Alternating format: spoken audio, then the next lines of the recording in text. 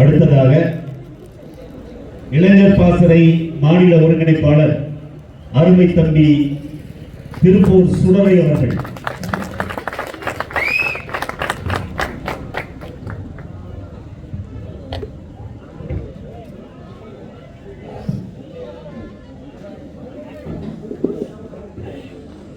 தேயிலையும் மரமாகும், அதை வளர்ப்பதில்லை.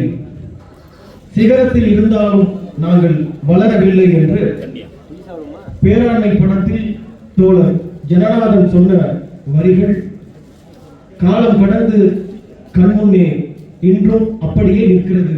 இந்த பகுதியை பார்க்கின்ற போது அந்த வகையில் தொடர்ச்சியாக மாற்று அரசியலை முன்வைத்து வருகின்ற நாம் தமிழர் கட்சி குன்னூர் சட்டமன்ற தொகுதி கீழ்கோத்தகிரி பகுதியில் எப்போதும் போல எழுச்சியும் புரட்சியுமாக எங்கள் திருநாட்டில் எங்கள் நல்லாட்சியே எனும் தலைப்பில் ஒரு ஆக சிறந்த கூட்டத்தை நடத்தி கொண்டிருக்கின்ற நாம் தமிழர் கட்சி நீலகிரி மாவட்டத்தின் மாநில மண்டல அனைத்து நிலை அனைத்து பாசறையின் அனைத்து நிலை பொறுப்பாளர்களே, வளமை போல அனுமதி தந்து பாதுகாப்பு பணியை செய்து கொண்டிருக்கின்ற காவல்துறை அதிகாரிகளே, பத்திரிகை ஊடக நண்பர்களே, பகுதிவாழ் பொதுமக்களே, வியாபார பெருங்குடிகளே, நேரலையின் வாயிலாக உலகமெல்லாம் எம்மோடு கரம் கோர்த்து நிற்கின்ற தமிழ் சொந்தங்களே, உங்கள் அத்துணை பேருக்கும் சென்றவர்கள் சீமானின் தம்பி திருப்பூர் சுடலையும் எழுச்சியும் புரட்சியுமான மாலை வணக்கம்.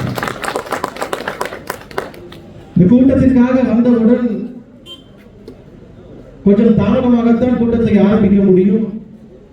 ஏனென்று சொன்னால் திமுக சார்பிலே மரியாதைக்குரிய பாராளுமன்ற உறுப்பினர் ராசா அவர்கள் மக்களை சந்திப்பதற்காக வந்து கொண்டிருக்கிறார் என்று என்னுடைய அண்ணன்மார்கள் சொன்னார்கள். எனக்கு ஒரே ஆச்சரியம், அடடா என்ன ஒரு ஆச்சரியம், மக்களை சந்திப்பதற்காக மரியாதைக்குரிய எம்பி கீழ்கோத்தகிரிக்கே வருகிறாரா என்று கேட்டபோது நான் அப்போதே சொன்னேன், இவ்வளவு தூரம் வந்திருக்கிறார் என்று சொன்னால் இன்று கட்டாயம் மழை வரும் என்று சொன்னேன். அதே போல மழையும் வந்துவிட்டது. இத்தனை ஆண்டுகள் இல்லாமல் என்ன திடீர் பாசம் ராசாவுக்கு ராமச்சந்திரனுக்கு என்று பார்த்தால், இன்னும் 6 மாதத்தில் தேர்தல் வருகிறது. இந்த யானை வரும் முன்னே மணிமோ, யானை வரும் பின்னே மணி யோசை வரும் முன்னே என்பதை போல 6 மாதத்தில் தேர்தல் வர இருக்கிறது. அதனால் ராசா வந்து விட்டார், ராமச்சந்திரன் வந்து விட்டார், உமாரன் வந்து விட்டார். வந்து நெருங்கையோடு வரவில்லை. எங்கள் சொந்தங்கள் மீது கீழ்கோத்தகிரியில் வாழ்கின்ற என் பெரியப்பன் சித்தப்பன் பெரியாத்தாள் சின்னாத்தாள் மீது மரியாதைக்குரிய ராசாவுக்கு எத்தனை அன்பு பார்த்தீர்களா? வெறுங்கை வீசிக்கொண்டு வரவில்லை.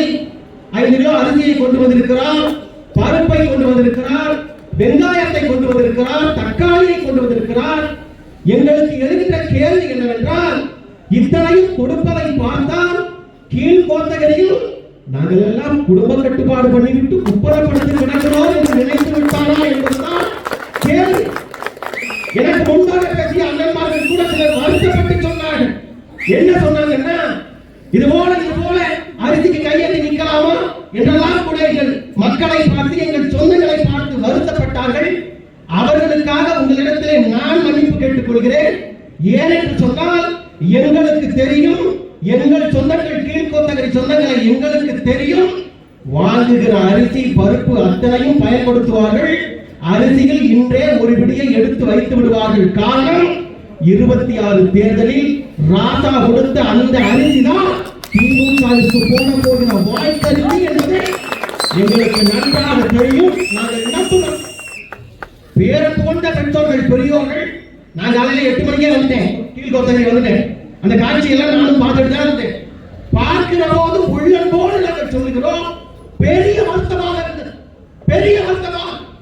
இந்த மண்ணை சுரண்டி கொளுத்து பிழைக்கிற ராசா போன்றவர்கள் எல்லாம், முபாரக் போன்றவர்கள் எல்லாம், ராமச்சந்திரன் போன்றவர்கள் எல்லாம் வெள்ளை வேட்டி சட்டை மடங்காமல் கசங்காமல் 30 லட்சம் ரூபாய் 40 லட்சம் ரூபாய் காரில் சொகுசாக பவனி வருகிற போது எங்க ஆத்தாலும் பெரியாத்தாலும் கழுத்திலையும் ஒண்ணுமில்லை, காதலையும் ஒண்ணுமில்லை, மூக்களையும் ஒண்ணுமில்லை, கயறு கூட இல்லாம எங்க ஆத்தாலும் பெரியாத்தாலும் வரிசையில பிச்சைக்கார போல நிக்க வச்சதுதான் இந்த திமுக அதிமுகவினுடைய இத்தனை ஆண்டு கால சாதனை.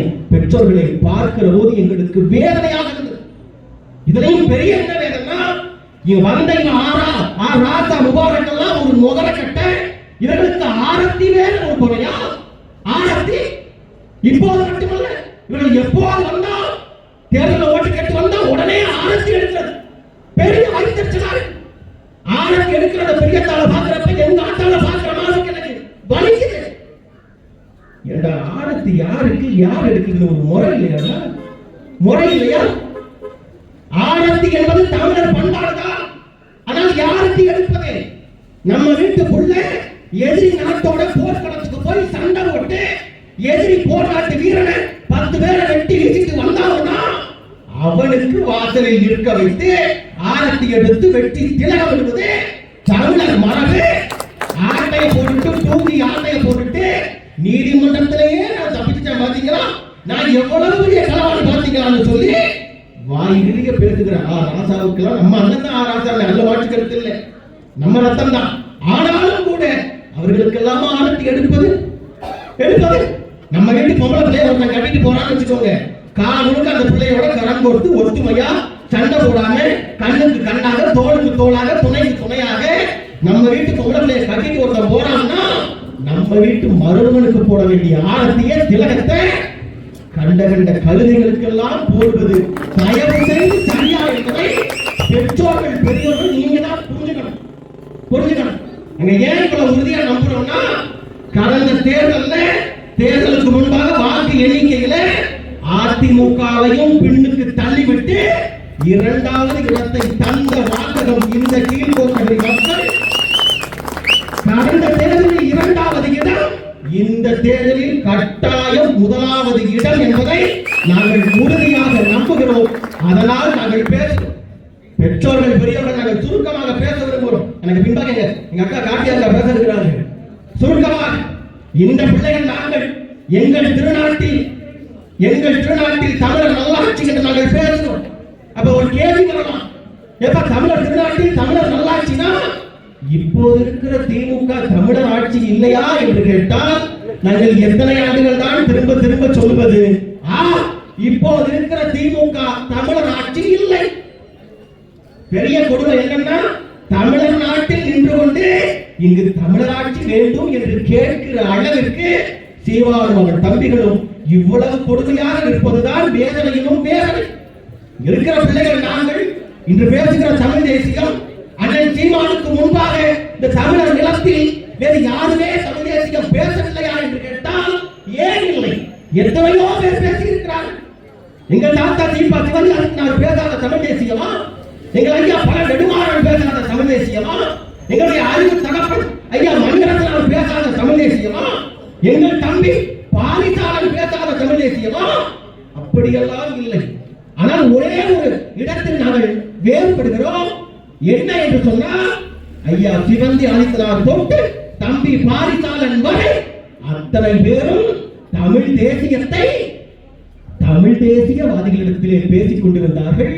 ஒரே ஒருவன் தான் தமிழ் தேசிய அரசியலை உன்னை போல என்னை போல பாமர மக்களிடத்திலும் கடைக்கோடி மக்களிடத்திலும் பேசியவன் பெயர் எங்களுடைய அண்ணன் செந்தமிழன் சீமா.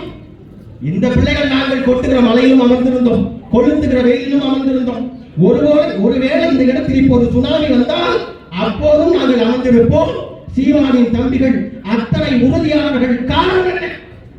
15 ஆண்டு காலமாக இந்த பிள்ளைகள் நாங்கள் எங்கள் தாய்ப்புடியான சீமானை சுற்றி வருகிறோமே. காரணம் என்ன? 60 ஆண்டு காலமாக மஞ்சள் குளித்த இந்த திமுகவும் அதிமுகவும் என்னுடைய தாத்தனை பார்த்து நீ திராவிடன் என்றார்கள், அவன் கடந்து போனான். என் தந்தையை பார்த்து நீ திராவிடன் என்றார்கள், அவன் கடந்து போனான்.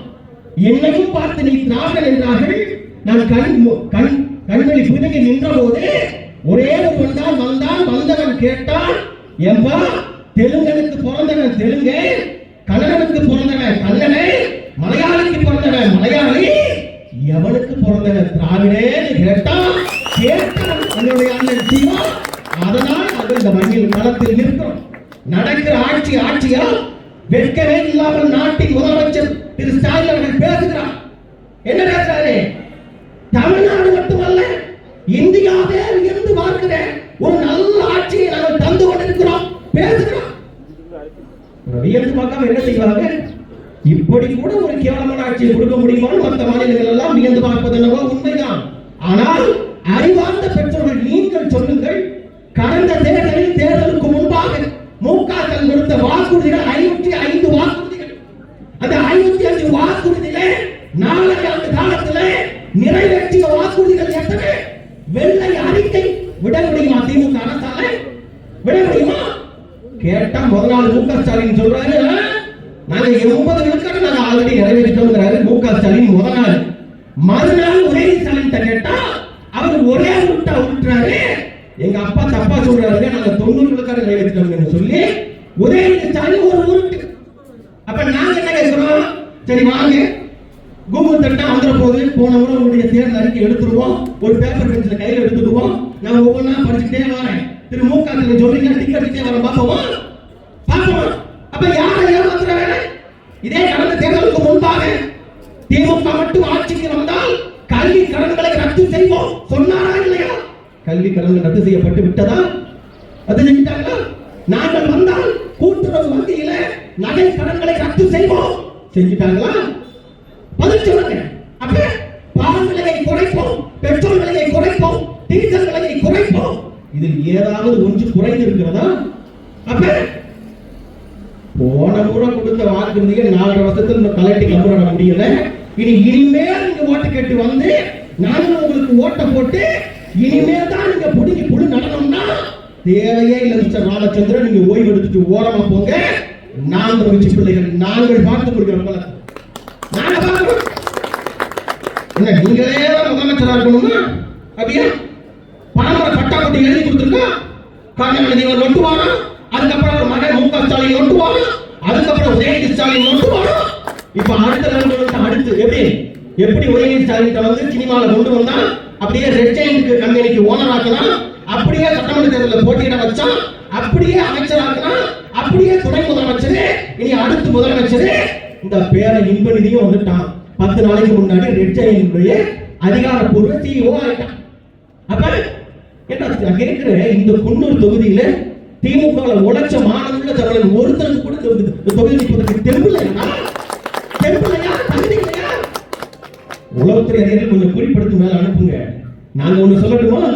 கடந்த தேர்தல் இல்ல, கடந்த காலத்துல இந்த எடப்பாடிக்கும் ஓபிஎஸ்க்கும் சண்டை நடந்துட்டு இருந்தப்ப டிடிவி எல்லாம் வெளியில போனப்ப மாறி சொல்லிக்குவாங்க. என்ன சொல்லிக்குவாங்கன்னா, நாங்க அதிமுக ஸ்லீப்பர் செல் வச்சிருக்கோம். யாரு? டிடிவி சொல்லுவாரு, ஓபிஎஸ் சொல்லுவார், நாங்க ஸ்லீப்பர் செல் வச்சிருக்கோம்னு. அவங்க வச்சிருந்தாங்களோ என்னமோ எங்களுக்கு தெரியாது. நாங்கள் பதிவு செய்கிறோம், இந்த குன்னூர் தொகுதியில் குறிப்பாக கீழ்கோத்தகிரி பகுதியில் முழுக்க திமுக இருக்கிற அத்தனை பேரும் நாம் தமிழர் கட்சியின் ஸ்லீப்பர் செல் என்பதை நீங்கள் பதிவு செய்ய. இந்த கூட்டம் போடுறதுக்கு முழு சப்போர்ட் பண்ணதே திமுக தான். திமுக பொறுப்பாளர்கள் கூட்டம் போடுங்க. இந்த பயிர் அநியாயம் தாங்க முடியல. ராமச்சந்திரன் முபாரக் சேர்த்துக்கிட்டு பண்ற அநியாயம் போடுங்கப்பா, கூட்டத்தை போடுங்க.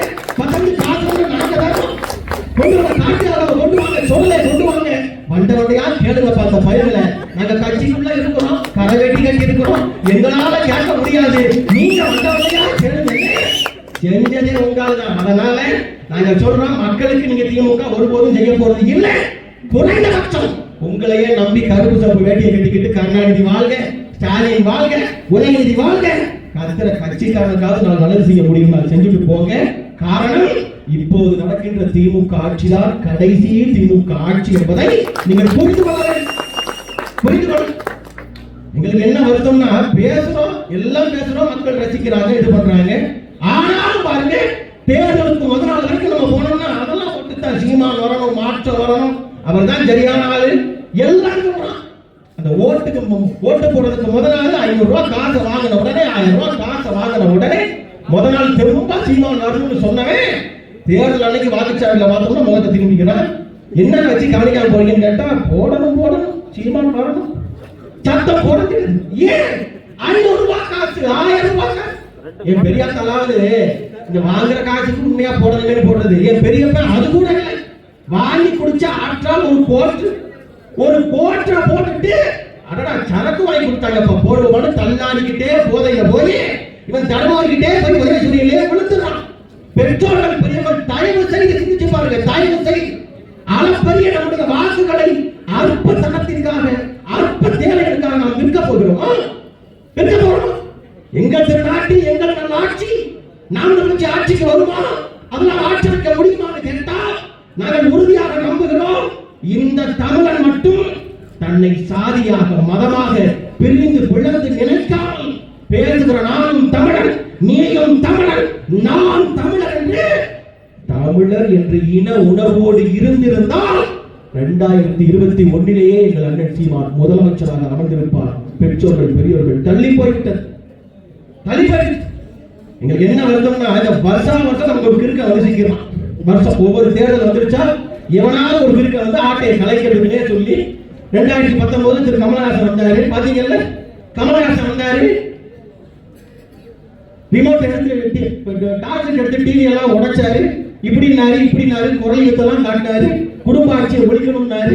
நாங்க அப்பவே படிச்சு சொன்னோம், டேய் கமலஹாசனை நம்பாதே, அவருக்கு ஓட்டு போடாதே, கமலஹாசன் மாற்று அல்ல, அவர் ஏமாற்று, அவர் என்னைக்கு இருந்தாலும் ஒரு நாள் அறிவாலயத்து கக்கூஸ் பக்கம் அடிக்கடி நீ கமலஹாசனை பார்க்கலாம் போனாலே சொன்னோம். நீங்க கேட்கல.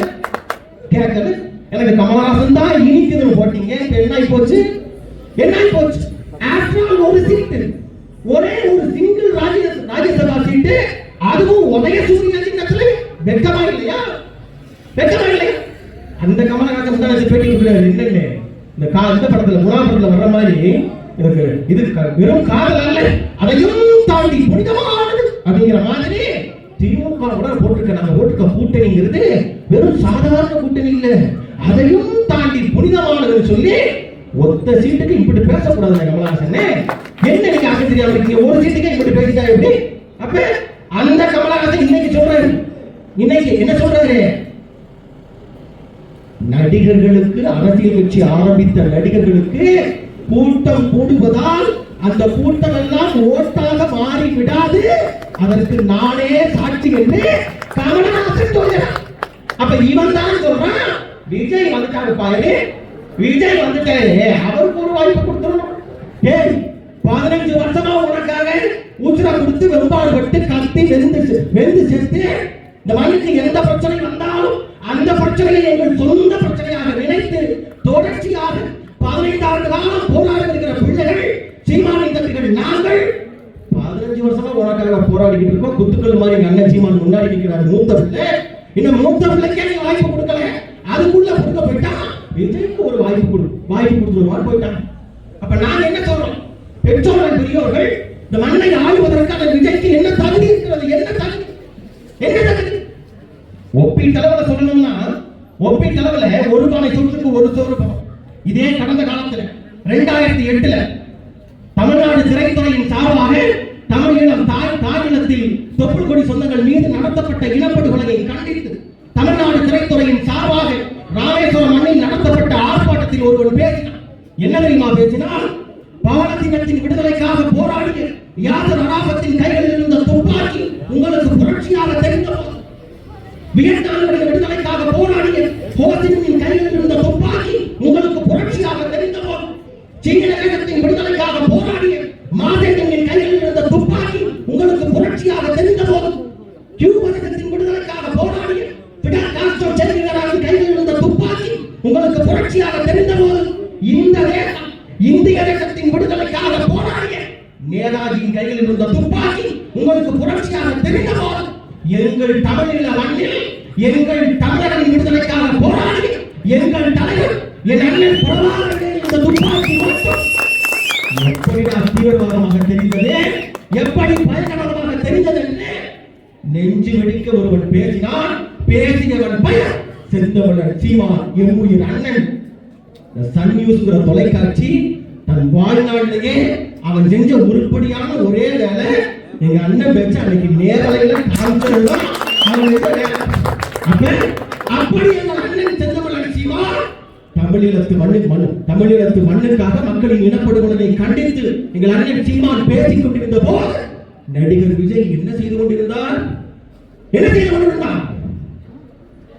தில்லு முள்ளு வள்ளியம்மா, தில்லிருந்தா நெல்லடிமா, தில்லாலங்கடி ஆடுவோமா, திருட்டுத்தனம் பண்ணுவோமா, குத்தமா ஆத்தா குத்தமா, சொல்லடிமா, சாஞ்சுக்கலாம், சம்மதமா, மொளமொழனி எம்மாயம்மான்னு குருவி படத்தில் திரிஷாவின் இடரை பிடித்து ஆடிக்கொண்டிருந்தார் திரு விஜய் அவர்கள். நன்றி விசுவாசத்திற்கு பெயர் போன தமிழ் சொந்தங்கள் உங்களை பார்த்து நாங்கள் கேட்க விரும்புவது ஒன்றே ஒன்றுதான். தமிழீழத்து மண்ணுக்காக, தமிழ் மக்களின் இனப்படுகொலைக்காக நெஞ்சு வெடிக்க பேசியதற்காக தேசிய பாதுகாப்பு சட்டத்தில் வழக்கை வாங்கி சிறை சென்று வந்த சீமானின் பக்கம் நிற்க போகிறோமா? மொளமொளனி எம்மா எம்மா திரிசாவின் முதலை பிடித்து ஆடி கடந்த விஜயின் பக்கம் நிற்க போகிறோமா?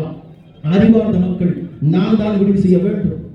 நாம் திரையிலிருந்து வந்த உடனே சைட்டா சிங்கம் தானா? அப்படியா? நடிகர் சூர்யான்னு ஒரு நடிகர் உங்களுக்கு தெரியும். நடிகர் சூர்யா அவர் விஜய் அளவுக்கு ரொம்ப பிரபலமான நடிகர் இல்ல, அவ்வளவு சிறந்த நடிகரும் இல்ல, சம்பளமும் அவ்வளவு சம்பளம் இல்ல. ஆனால் அந்த நடிகர் சூர்யா தான் சினிமாவில் சம்பாதிச்ச காசு இருக்கு பாத்தீங்களா, சம்பள காசு, அந்த காசை மிச்சம் பண்ணி அகரம் ஃபவுண்டேஷன் ஒரு அறக்கட்டளை ஆரம்பிச்சு அந்த அறக்கட்டளை மூலமாக நல்ல மதிப்பெண் பெற்றும் படிக்க வழி இல்லாத பிள்ளைகள், தாய் தகப்பன் இல்லாத பிள்ளைகள், வழி இல்லாத பிள்ளைகளுக்கு கல்வி கட்டணம் கட்டி பல நூறு பிள்ளைகளை மருத்துவராக ஆக்கியிருக்கிறார் என்று சொன்னால் நாங்கள் கேட்கிறோம், சூர்யாவால் செய்ய முடிந்ததை நடிகர் விஜய் அவர்களை உங்களால் செய்திருக்க முடியாதா? செய்திருக்க கூடாதா? நடிகர் கார்த்திக் அவர் உழவன் அறக்கட்டளையில் ஆரம்பிச்சு விவசாயத்தில் பாதிக்கப்பட்டவங்க, கடன் கட்ட முடியாதவர்களுக்கெல்லாம் நடிகர் கார்த்திக் உதவி செய்கிறார். விஜய் செய்ததை உங்களால் சொல்ல முடியுமா? கேட்டுவை பாலான்னு ஒரு தம்பி, அவன் இப்பதான் வளர்ந்து வந்தான். உடனே வந்து அவனை பாத்தீங்கன்னா அந்நிய கைக்கூலிங்கிற மாதிரி சித்தரிச்சு அவனே ஒரு தினக்கூலி. அவன் சம்பாதிக்கிற காசுல அவனால முடிஞ்ச உதவியை இந்த மண்ணுக்கு மக்களுக்கு பண்ண விஜயால செய்ய முடியுமா? அப்ப இது எதற்குமே சகதிகளான திரு விஜய் அவர்கள் எங்களை பார்த்து கையிட்டுகிறார். எப்படி? அவன் என்ன சொல்றான்? சீமான் ஸ்டாலினை சந்திச்சு பெட்டி வாங்கிட்டாருங்க, சபரிசனிட்ட பெட்டி வாங்கிட்டாருங்க. இப்ப ஒரே விஜயத்தான் திட்டுறாரு. திமுக எதிர்ப்ப சீமான் கைவிட்டான். அயோக்கிய பண்ணலாம். திமுக எதிர்ப்பு என்பது ஒவ்வொரு நான்கு கட்சிக்காரருடைய ரத்தத்தை நாங்க வெளிப்படையாக பதிவு செய்யறோம். எங்க அண்ணன் சீமான் முதலமைச்சர் ஆக்கிறது முதல் வேலையா? திமுகவை எதிர்த்து வீழ்த்தி மண்ணுக்குள்ள புதைக்கிறது முதல் வேலையா கேட்டா முதல்ல திமுகவை புதைக்கிறது தான் முதல் வேலை. ரெண்டாவது தான் அண்ணன் சீமானை முதலமைச்சர் ஆக்குறது. புரியுதா உங்களுக்கு? இவன் சொல்றவெல்லாம் யாரு பார்த்தா விக்கிரவாண்டி இடைத்தேர்தலில், ஈரோடு கிழக்கு இடைத்தேர்தலில் எங்க திமுக எதிர்த்து போட்டியிட்டா அடி பலமான அடி விழுவோடு பயந்து போய் பின்வாங்கி ஓடி போன எடப்பாடி வகையராக்கள் சொல்கிறார்கள், திமுக எதிர்ப்பை சீமான் கைவிட்டு விட்டார் சொல்றான். இன்னும் சொல்றான், விக்கிரவாண்டியில நின்னுட்டு ஈரோடு கிழக்குல போய் திமுகவை எதிர்த்தோம்னா விரட்டி வெளுப்பாங்க பயந்து போய் பாஞ்சு ஓடிய பாஜக ஆட்டுக்குட்டி அண்ணாமலை வகையராக்கள் சொல்றான், திமுக எதிர்ப்பை சீமான் கைவிட்டு விட்டார். கட்சி ஆரம்பிச்சாரு விஜய், இன்னைக்கு பேசுறாரு வாய்க்கிலேயே சண்டை ரெண்டே இருக்குதான். ஒன்னு டிஎம்கே, இன்னொன்னு டிவிகே. பேசுறாரு விஜய் அண்ணன். கட்சி ஆரம்பிச்ச 8 மாசத்துல ஈரோடு கிழக்குல இடைத்தேர்தல் வந்துச்சுன்னு, அப்ப எந்த பணாளவை நீங்க வாயில வச்சிருந்தீங்க? என்ன பண்ணிட்டு இருந்தீங்க? ஏன் இன்னைக்கு ஒரு சத்தமா பேசுற விஜய் அண்ணன் வந்து நின்று வேண்டியதானே? அன்னைக்கு போட்டு பாத்துக்கலாமே. அப்ப கட்சி ஆரம்பித்து விட்ட இடைத்தேர்தல் நிற்பதற்கு துப்பு இல்லாமல் 14வது பாய்ச்சலில் பானையில் பங்களாவுக்குள் பதுங்கி கிடந்த அணில் குஞ்சுகள் சொல்கிறார்கள், திமுக எதிர்ப்பை சீமான் கைவிட்டு விட்டான். நாங்க சொல்றோம், அண்ணன் சீமானுடைய திமுக எதிர்ப்பு எத்தனை வீரியமானது, எத்தனை வலிமையானது என்பதை அடித்த நாங்களே சொல்வதை விட அடிவாங்கிய கருணாநிதி சொன்னால் சரியாக இருக்கும். தயவு செய்து வாய்ப்பு இருந்தால் சென்னைக்கு போய் மெரினா கடற்கரையில் கருணாநிதி கல்லறை இருக்கும், கடற்பாறை எடுத்துக்கொண்டு போய் கருணாநிதியின் கல்லறையை பெயர்த்து எடுத்து ஒரு மஞ்சள் துண்டு நிறையும் துண்டின் எண்டை பிடித்து தூக்கி, மிஸ்டர் கருணாநிதி அவர்களே, what are you thinking about mister Seeman என்று கேளுங்கள். கருணாநிதியின் பிணம் சொல்லும். 96 ஆண்டு கால என்னுடைய வரலாற்றில் நான் எம்ஜிஆருடைய அடியை பார்த்திருக்கிறேன், ஜெயலலிதாவுடைய அடியை பார்த்திருக்கிறேன், இன்னும் எத்தனையோ அடிகளை பார்த்திருக்கிறேன். ஆனால் நான் வாங்கிய அடிகளிலேயே வலிமையான அடி செந்தமிழன் சீமானின் அடி என்று கருணாநிதியின் பிணம். அந்த என்ன பிரச்சனை? கருணாநிதிக்கும் எங்களுக்கும் என்ன பிரச்சனை? திமுகவுக்கும் நான்கு கட்சிக்கும் என்ன பிரச்சனை? எந்த பிரச்சனையும் இல்லை. மாறாக கடந்த 2009 பக்கத்து நிலம் தமிழீழ மண்ணில் கொத்து கொத்தாக நம் சொந்தங்கள் சத்து விழுந்த போது எப்படியாவது காப்பாத்துங்க ஐயா. உங்க தலைமையில 40 எம்பிக்கள் மத்தியில் ஆளுகிற இந்திய அரசு முட்டு கொடுத்து தாங்குறாங்களே, நீங்க நினைச்சா காப்பாற்ற முடியாதான்னு சொல்லி நாங்கள் கெஞ்சி வேண்டிய போது, இது ஆற்றால் முதலமைச்சர் பதவி, இதை வச்சுக்கிட்டு என்னங்க செய்ய முடியும்னு சொல்லி கால்மாட்டில மனைவி தலைமாட்டில துணைவின்னு சொல்லி உண்ணாவிரத நாடகம் போட்ட காரணத்திற்காகவே அன்று நாங்கள் சீமானிதர்கள் சத்தியம் செய்தோம்.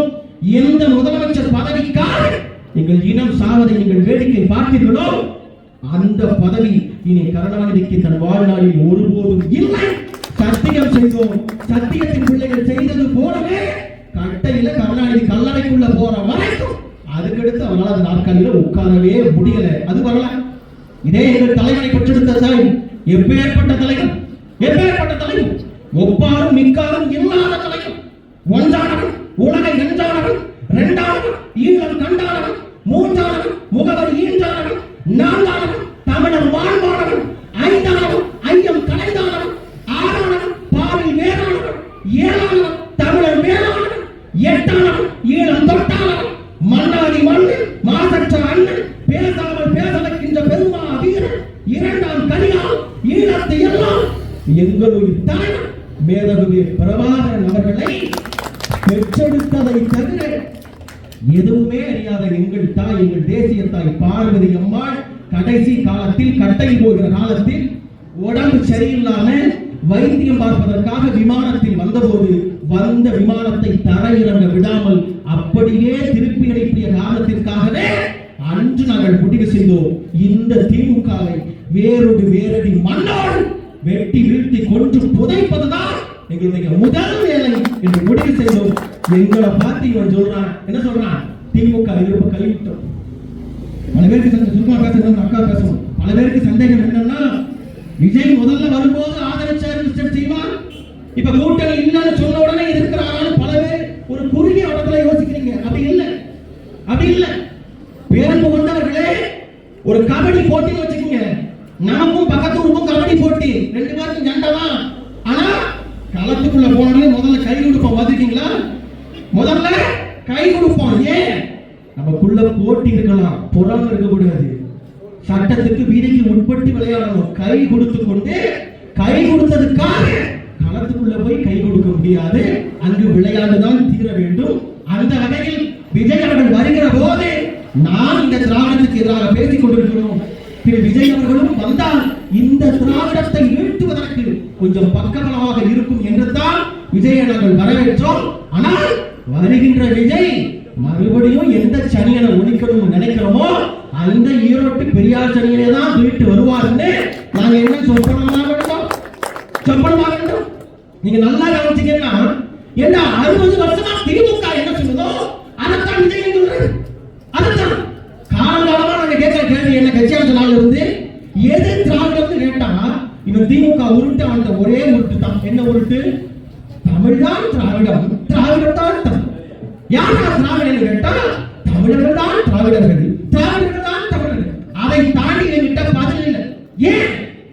ஏன்னா திராவிடங்கிற ஒன்னே இல்லை. அப்புறம் எங்க பதில்? அப்ப இத்தனை வருஷமா திமுக உருட்டின உருட்டையே திரு விஜயும் உருட்டுகிறார் என்று சொன்னால் நாம் எதிர்க்க வேண்டுமா வேண்டாமா சொல்லுங்க. நேத்து போய் நாகப்பட்டினத்துல போய் பேசுறாரு, அந்த பேப்பரை பார்த்து பேசுறாரு. அந்த பழக்கம் நான் வச்சுல யாருக்கும் கிடையாது. ஆனா எனக்கு என்ன பயம்னா, காத்து வேற பரபரன்னு அடிக்குது. ஒரு கையில 2 மைக் வச்சிருக்காரு, இன்னொரு கையில அந்த பேப்பர் கொத்த பிடிச்சிருக்கிறாரு. எனக்கு உண்மையிலேயே பதட்டமா இருந்துச்சு. ஒரு காசு அடிச்சு பேப்பர் பழந்துருச்சுன்னு வச்சுக்கோங்களேன், அணில் கொஞ்சம் கையில அந்த பேப்பர் சிக்கிச்சுன்னா நம்மாய் போகுமே. வணக்கம் சொல்லிட்டாரு, இப்ப அடுத்து பேசணுமே, என்ன பேசுவாரு, எப்படி பேசுவாரு, ஒரு கேள்வி வருதா இல்லையா? இப்ப மழை வந்துச்சு, இது போல விஜய் கூட்டத்துல சோடு மழை வந்துருச்சு, எடுத்தெல்லாம் மையெல்லாம் அணைச்சு ஓடிடுமே விஜய் என்ன எப்படி பேசுறீங்க? எப்படி? 2 நாளைக்கு முன்னாடி ஒரு அணில் குஞ்சு என்ன பண்ணிட்டான், விஜய் வீட்டு மொட்டை மாடியில ஏறி ஒரு நாள் ஃபுல்லா பதுக்கி கிடந்து எப்படியாவது விஜய பார்த்துடணும், கட்டி பிடிச்சணும்னு சொல்லி சொன்ன மாதிரியே செஞ்சுட்டான். பார்த்துட்டான், கட்டி பிடிச்சிட்டான். என்கிட்ட ஒரு தம்பி தான் கேட்டான், என்னென்ன விஜய் வீட்டு காம்பவுண்ட் சோறு, நம்ம வீட்டுல 5 அடி 6 அடி கட்டுவோம், அவர் 25 அடிக்கு காம்பவுண்ட் சோறு கட்டி வச்சிருக்கிறாரு, அதையும் ஒருத்தன் ஏறி இருக்காங்கன்னா அவனுக்கு எவ்வளவு பெரிய ஆளா இருப்பான்னு கேட்டான். நான் தான் சொன்னேன், தம்பி உனக்கு விவரம் தெரியாதா, அணில் குஞ்சுகள் மரம் மட்டுமல்ல சுவற்றிலும் ஏறும். ஏறிட்டான். ஏறோட புடிச்சு என்ன பண்ணிட்டாங்க, கொண்டு போய் கீழ்ப்பாக்கத்துல மனநல மருத்துவமனை போய் சேர்த்தாங்க. அதை செய்தியாளர் போட்டோம், இந்த மாதிரி விஜய் வீட்டுக்குள்ள ஏறி வந்த ரசிகரை நாங்கள் மனநல மருத்துவமனையில சேர்த்தோம்னு போட்டுட்டோம். ஏய், நீ விஜய் ரசிகர்னு போட்டாலே எங்களுக்கு புரியும்னா அது என்ன பிராக்கெட்ல மனநல மருத்துவமனை, அது என்ன? அப்ப எந்த கொள்கையும் தெரியல. இவங்க போய் விஜய் கட்சிக்காரன் கேட்ப, உன் கொள்கை என்னப்பா அப்படின்னு கேட்டா, கொள்கைன்னா என்ன அவன் கேட்கறான். கொள்கை என்னன்னு கேட்டா, கொள்கைன்னா என்னன்னு நீ முதல்ல சொல்லு, அப்புறம் கொள்கை இருந்தால் நான் சொல்றேங்கிறான்னா, இவர்களை எல்லாம் வைத்துக் கொண்டு பெற்றோர்கள் பெரியோர்கள் உண்மையிலேயே சொல்றோம், அதுக்கு இந்த திமுக ஆட்சி மட்டும் பரவாயில்ல. ஏன் மாவீரன் பழனி பாபா தான் சொல்றாரு, சொல்ல முடிக்கிறார். மாவீரன் பழனி பாபா தான் சொன்னார். என்ன தெரியுமா சொன்னாரு? நீ இந்த நாட்டையும் இந்த ஆட்சியையும் இந்த அதிகாரத்தையும் நடிகை சிவப்பா இருக்கான் திரையில பார்த்தோம்னு சொல்லி இந்த ஆட்சி அதிகாரத்தை நீ கூத்தாடி கையில் கொடுத்தால் அவன் கூத்தியால் கையில் கொடுத்து விட்டு போய்விடுவான் என்று பழனி பாபா சொன்னார். அந்த வகையில் எம்ஜிஆருடைய படத்தை அடையாளமாக போடுகின்ற திரு விஜய் அவர்கள் நாங்கள் கேட்கிறோம். கடந்த காலத்தில் எம்ஜிஆர் ஆட்சியை கொடுத்தோம். எம்ஜிஆர் யார்கிட்ட கொடுத்தாரு? யார்கிட்ட? அம்மா ஜெயலலிதா அம்மா கிட்ட கொடுத்தாரு. அப்ப ஏன் வயசுல இருக்கிறவங்களுக்கு அம்மா ஜெயலலிதா பாக்குறப்ப அம்மான்னு சொல்றதுல எங்களுக்கு எந்த தயக்கமும் இல்லை. ஏன் வயசுக்கு அவங்களை பாக்குறப்ப அம்மான்னு சொல்றது பிரச்சனை இல்லை. ஆனா எங்க பெரியப்பாட்ட போய் ஜெயலலிதா அம்மான்னு எப்படி பாக்குறீங்கன்னு கேட்டா அவர் வேற ஒரு பதில் சொல்லுவார். புரியுதா உங்களுக்கு? ஏன்னா அவர் எத்தனையோ படத்துல எம்ஜிஆர் கூட பல்வேறுபட்ட காட்சிகள்ல பாடல் காட்சிகள்ல ஆடிய ஜெயலலிதாவை பார்த்து திரையில் பார்த்த அவருக்கு தரையில் பார்க்கிற போது அம்மாங்கிற ஃபீலிங் வராது. அதே போலத்தான் எம்ஜிஆர் படத்தை போட்டுக்கொண்டு அரசியல் செய்ய வருகின்ற திரு விஜய் அவர்கள் அவரை நம்பி ஆட்சியாளத்தை கொடுத்துட்டோம்னு வச்சுக்கோங்களேன், சத்தியமா சொல்றோம், நாளைக்கு என் மகனுக்கோ என் மகளுக்கோ நடிகை திரிஷாவோ கீர்த்தி சுரேஷோ முதலமைச்சராக வருவதை எல்லாம் எங்களால கற்பனை கூட பண்ணி பார்க்க முடியல. அப்படி ஒரு சம்பவம் நடக்கும்னா இன்னைக்கே கள்ளிப்பால் வாங்கிட்டு போய் 2 பிள்ளைகளும் கொண்டாலும் கொள்ளுவனே ஒழிய கண்டிப்பாக வாழ வைக்க முடியாது. நினைச்சு பார்க்க போடுமா? ஒரு வாரம் 10 நாளைக்கு முன்னாடி எங்க ஊர் ஈரோடுக்கு கேளுங்க, ஈரோடுக்கு நடிகை கீர்த்தி சுரேஷ் வர்றாங்க. ஒரு செல்போன் கடையை திறந்து வைக்கிறது, அந்த வீடியோ எடுத்து பாருங்க. செல்போன் கடையை திறந்து வைக்கிறதுக்கு நடிகை கீர்த்தி சுரேஷ் வர்றாங்க. சுத்தி இருக்கிற பையன் எல்லாம் டிவிக்கே துண்டை போட்டுக்கிட்டு டிவிக்கு தளபதி அந்த பிள்ளை திருப்பின்னு முழிக்குது. எனக்கு பயமா இருக்கு. ஏன்னா அந்த பிள்ளைக்கு இத்தனை வருஷம் கழிச்சு இப்பதான் கல்யாணம் ஆயிருக்கு. இப்பதான் கடையை திறந்து வச்சுட்டு வீட்டுக்கு போன புருஷன் கேட்பானா இல்லையா? ஏன் உன்னை கல்யாணம் பண்ணா நீ கடை திறக்க போற, நீ தாவை கல்வி கொள்கை பரப்பு செயலாளரா, நீ கட்சியில் இருக்கியா? இல்ல. அப்ப உனக்கு விஜய்க்கு என்ன சம்பந்தம்? ஏன் அவன் டிவி கேட்டிருக்கேன் கத்துறான்? கேட்பானா இல்லை? அப்ப இது போன்ற காட்சிகள் எல்லாம் ஒதுக்கி வைத்து விட்டு பெற்றோர்கள் பெரியோர்கள் இந்த பிள்ளைகள் நாங்கள் சீமானின் தம்பிகள், இந்த மண்ணை தன் கண்ணை போல நேசிக்கின்ற பிள்ளைகள், அறிவார்ந்த பிள்ளைகள், வைக்கின்ற அரசியல், புதிய அரசியல், மாற்று அரசியல் உங்களுக்கு வேண்டுமா வேண்டாம்? தயவு செய்து முடிவு பண்ணுங்க. ஒரு பாரபட்சமற்ற அரசியல் நாங்கள் பதிவு செய்கிறோமே. நீங்கள் அன்னைக்கு செய்யலாம்.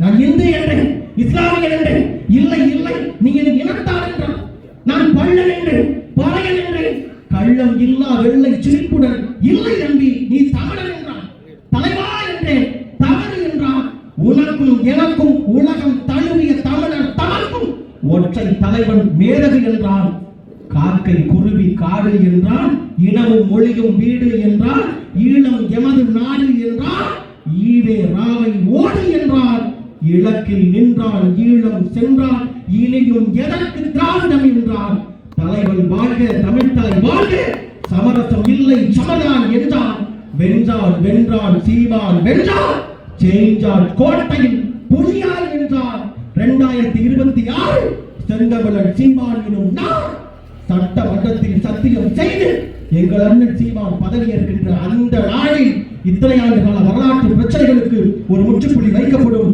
இந்த தொகுதி சார்பாக வருகிற காலத்தில் தாய்ப்புலி சீமான் எந்த வேட்பாளரை அடையாளம் காண்பித்தாலும் அந்த வேட்பாளரை நம்முடைய சொந்த வேட்பாளராக நினைத்து தயவு செய்து வாக்குகளை தாருங்கள். கடந்த முறை நீங்கள் எங்களுக்கு ஓட்டு போட்டிருந்தீங்கன்னா இந்த முறையும் எங்களுக்கு ஓட்டு போடுங்கள். அது மட்டுமே போதுமானு கேட்டா போதாது. மாறாக நீங்க ஓட்டு போட போறப்ப 2 பேர், வலது கையில ஒரு ஆளு இடது கையில ஒரு ஆளு, 2 பேர் உங்க அண்ணன் தம்பியா இருக்கலாம், நண்பர்களா இருக்கலாம், உங்க காதலியா இருக்கலாம், பெஸ்டியா இருக்கலாம், கணவன் மனைவியா இருக்கலாம், யாரா வேணாலும் இருக்கலாம். ஒரு 2 பேரை மட்டும் தயவு செஞ்சு கூட கூட்டு போங்க. நான் கேட்கிறேன், உங்களுக்காக கட்சியை விட்டுருப்பா, நாம கட்சியை விட, அண்ணன் சீமான விடு, சின்னத்தை விடு, எல்லாத்தையும் விடு, எனக்காக போட மாட்டியா கேளுங்க. உங்க வீட்டுக்காரர் வேற கட்சியில் இருக்காரா, திமுக இருக்காரா சொல்லுங்க. யோ மனுஷா, உன் கூட இத்தனை வருஷம் குடும்பம் நடத்தி குப்பை கொட்டினதுக்கு நான் என்ன சொகத்தை கண்டேன். இன்னைக்கு ஒரு நாள் இளவு அந்த கருப்பு சோப்பு கடை வேட்டியை கழட்டி வச்சுக்கிட்டு நீ வேட்டியை பண்ணாலும் பரவாயில்ல, அன்றாடோட என் கூட வந்து தயவு செஞ்சு விவசாயத்துக்கு ஒரு ஓட்ட போடு மனுஷா. நீ ஓட்ட போடுங்க, ரசத்துல ரசத்தை போட்டுமான கேளுங்க, கட்டாயம் வந்து ஓட்டு போடுறோம். நீங்க லவ் பண்றீங்களா, உங்க உங்க உங்க காதலன் கிட்ட கேளுங்க. டேய், நம்ம காதல் வந்து கல்யாணத்துல முடியணுமா அல்லது பிரேக்கப்ல முடியணுமாங்கிறது இந்த தேர்தல்ல நீ விவசாயிக்கு ஓட்டு போடுறத பொறுத்து தான் இருக்குன்னு சொல்லி மிரட்டியாவது கூப்பிட்டு நீங்க வாக்கு செலுத்துங்க. வர இருக்கின்ற தேர்தல் 4 முனை போட்டி, 4 முனை போட்டி நாட்டுக்கு சாதகமாக அமையும். கடந்த முறை வாங்கியதை விட 2 மடங்கு கூடுதலாக நம்மால் வாக்குகளை வாங்க முடிந்தது என்று சொன்னால், இத்தனை ஆண்டு காலம் பல்லை இழுத்துக் கொண்டு சட்டமன்றம் சென்ற இழித்துறை ராமச்சந்திரனுக்கு பதிலாக இந்த முறை 4 கட்சி சார்பாக ஒரு பிள்ளை சத்தியமாக செல்லும். அடுத்த வேட்பாளர் அறிவிப்பு கூட்டத்தில் இன்னும் அதிகமாக பேசுவோம். நன்றி, வணக்கம்.